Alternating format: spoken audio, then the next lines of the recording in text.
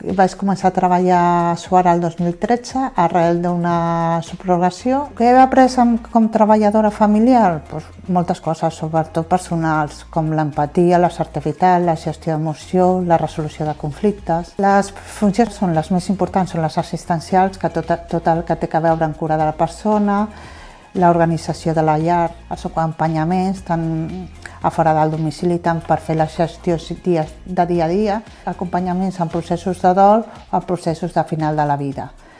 També són feines socioeducatives com recuperació d'avis que s'ha perdut arrel d'ictus o demències o Alzheimer.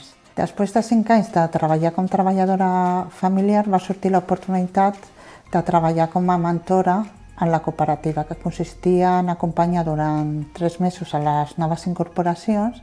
Fa un any va haver una oportunitat d'oferta de feina a Suara, que eren les llars connectades. Em vaig presentar perquè vaig veure una oportunitat de créixer en la cooperativa. La llar connectada és la introducció sensòrica i robòtica dintre del domicili. Soc sòcia des de fa un any i el motiu per qual em vaig decidir a fer sòcia perquè Suara em dona l'oportunitat de créixer professionalment. M'agrada molt la cooperativa, el seu funcionament, sobretot la participació que tenen entre els socis. La cooperativa potencia el creixement professional de les treballadores i jo crec que sóc un clar exemple d'això.